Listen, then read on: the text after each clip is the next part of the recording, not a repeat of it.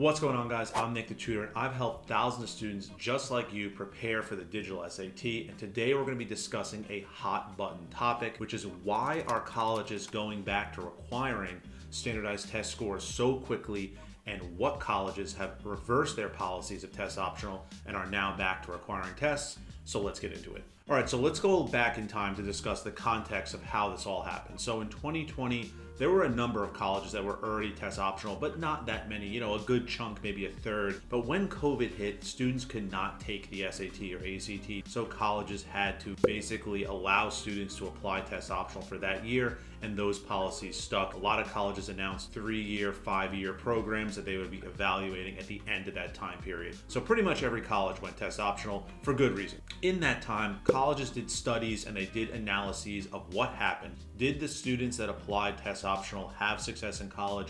What went on? And as those studies have been done, as the research has been done, colleges have realized that test optional is not that great for some colleges, and they've quickly reversed those policies. So I want to give you guys a quick list of colleges that have reversed their policies, very notable colleges. So we have Harvard, MIT, Yale, Dartmouth, Brown, Georgia Tech, and many other state schools have already reversed their policies where they were test optional and very quickly removed that policy or changed it and went back to test required. So why is this the case? Why did this happen? Well, colleges really want to have a holistic admissions process, right? They want to look at all factors that students can put forth. They want to look at your grades. They want to look at your test scores. They want to look at your extracurricular activities, your essays, your recommendations, all of this stuff, right? So to be holistic, they need to consider all of the options. So removing the test from the analysis actually makes it less holistic. So colleges looked at it that way and said, well, if we really want to be holistic, we need to consider all of our options. Now, there's a lot of other key reasons why this happened. Many colleges, and one example is University of Texas, did a long study and they actually analyzed the GPAs of students who sent in test scores and who did not send in test scores. The students that just simply sent in a test score had a 0.8 higher GPA than the students that didn't. So the average GPA, let's say, was a 3.4 for students with tests and a 2.6 for students without tests. So that was a huge problem for them, and then they realized that. They quickly reversed their policy, and the same thing has been reported by many of the other top schools, the Ivies. Like, why have they so quickly reversed their policies?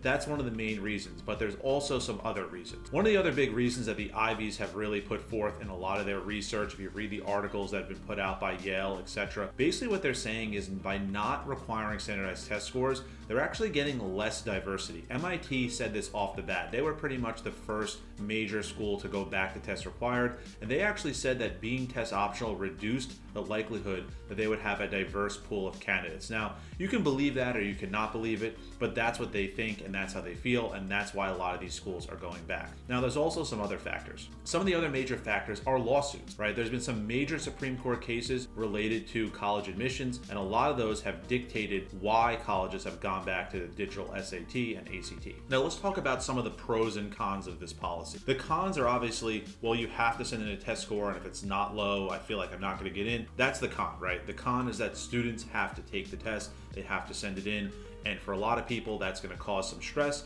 Maybe you could get in test optional, and now you have to send in that 1,300 to Yale, and then you're not going to get in most likely, right? So that is a huge con for a lot of students. The pros are a more diverse applicant pool, better students, more appropriate students where students are able to succeed in the school. I mean, these are all things that are very hard to prove without more data and information. So colleges have said this, but we don't actually have a lot of data coming back.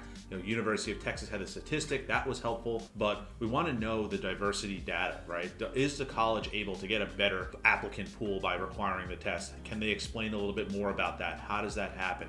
Right? That's what we would love to hear. But obviously, I help students prepare for tests like the digital SAT and ACT, so I feel very comfortable with students taking these tests, helping them improve, getting their score up. It is very possible. So I think a lot of the cons relate to pessimism around improving on the test, and that will hold certain people back. Colleges take everything into consideration. If they're truly doing a holistic process, then the SAT is just one factor. It could be a very limiting factor, but if you prepare for the test and you do well, then it shouldn't limit you that much. What impact does this have on you students, anyone watching this video, parents, students? This just means that you now have to prepare for the test if you do want to apply to a lot of the Ivies and top schools. And one thing I will tell you is the digital SAT is very challenging. I think they've tried to make the test even more challenging than it was before, so preparation is more important than ever before. If you need some help preparing for the test, check out the link that I put in the description of this video to my digital SAT master course. This course goes over everything you need to know to prepare for the digital SAT. I have one for the ACT as well. These courses are very affordable because that is the big complaint about the SAT, right? It costs a lot of money and takes a lot of time to prepare for the test. So what I'm trying to do is reduce that, help students out, and give them an affordable way to prepare for the test. I also have an incredible digital SAT book that goes with the course, so I'll put the link to that in the description as well. Now, what are some other reasons why you would want to take the digital SAT? Well, a lot of schools still have their merit scholarships tied to the test. So if you do well on the test, you can get a merit scholarship. So there's a lot of benefits to doing well on this kind of test. Also, depending on what major you're going into, the SAT and ACT will be more emphasized. So if you're going into engineering, anything in the math STEM field, they're going to look at your SAT score. They're going to want to see it. If you're going into finance, they're going to want to see that you're competent in math and that you can handle the material that will be presented to you in college. Now, whether you feel this is fair or not, that's a personal opinion. I can agree with both sides. I understand people who say, well, we should have an open process where students can submit what they want. Other people, stakeholders, alumni, donors, right? They want the SAT to be involved. A lot of these people feel that it's very important for students to prove that they can be successful in college. And colleges are saying, we're having trouble without this. We really can't evaluate the applicants well